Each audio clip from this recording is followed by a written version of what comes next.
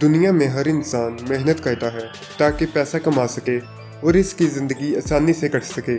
लेकिन मेहनत के साथ साथ अक्ल और किस्मत का होना भी ज़रूरी होता है।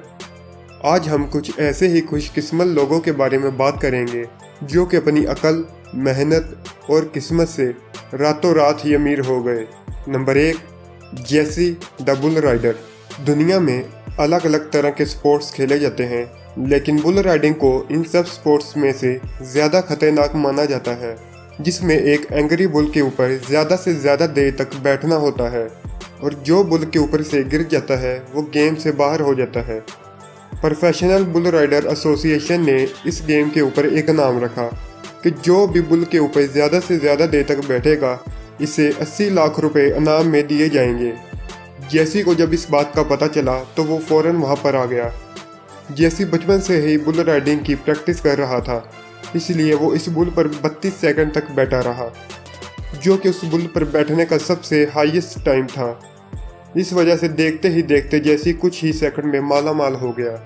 Number 2, baseball. सितंबर 1998 में फिल नाम का एक आदमी अपने दोस्तों के साथ बेसबॉल का मैच देखने गया था। मैच के दौरान एक बहुत ही बेहतरीन प्लेयर मार्क मैगवायर ने एक ज़बरदस्त शॉट लगाया, जिससे वो बॉल ऑडियंस में चली गई और फिल ने उसे कैच कर लिया। क्रिकेट की तरह बेसबॉल में भी अगर कोई ऑडियंस में से बॉल को पकड़ लेता है तो वो बॉल इसका हो जाता है। जब फिल को वो बॉल मिला तो वो बहुत ज़्यादा खुश हुआ, क्योंकि वो शॉट एक फेमस प्लेयर ने मारा था और इसलिए ऑर्गेनाइज़र को भी वो बॉल चाहिए था। इसलिए इन्होंने फिल को ऑफर दिया कि वो इस बॉल के बदले फिल को मार्क मैगवायर की साइन की हुई बॉल, बैट और एक शर्ट देंगे। लेकिन फिल ने इस ऑफर को लेने से इनकार कर दिया और 3 महीने बाद फिल ने वो बॉल 21 करोड़ रुपए में बेचा। एक छोटे से बॉल ने फिल की किस्मत रातों रात चमका दी और फिल एक करोड़पति बन गया। Number 3, painting. 1990 में एक आदमी ने 280 रुपये में एक पेंटिंग खरीदी। जब वो आदमी उस पेंटिंग को अपने घर की दीवार पर लगाने लगा तो वो पेंटिंग नीचे गिर गई और उस पेंटिंग का फ्रेम टूट गया। जब उस आदमी ने टूटे हुए फ्रेम को देखा तो पता चला कि उस फ्रेम के अंदर कोई और पेपर भी रखा हुआ था। उस आदमी ने जब उस पेपर को देखा तो पता चला कि वो पेपर अमेरिका का ओरिजिनल डिक्लेरेशन ऑफ इंडिपेंडेंस था।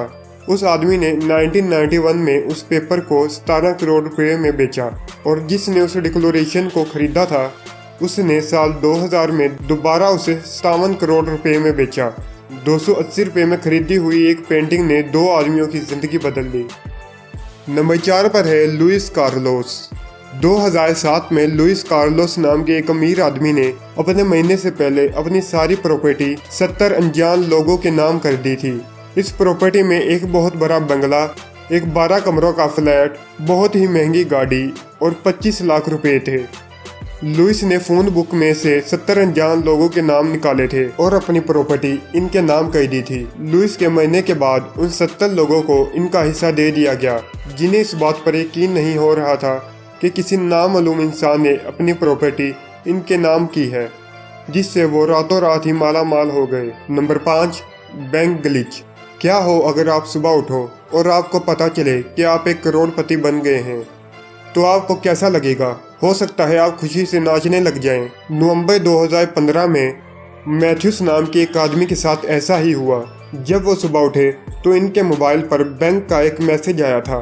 इन्होंने उसे चेक किया तो इनके बैंक में करोड़ों रुपए आ गए थे। बैंक के एक ग्लिच की वजह से इनके अकाउंट में 600 करोड़ रुपए आ गए थे।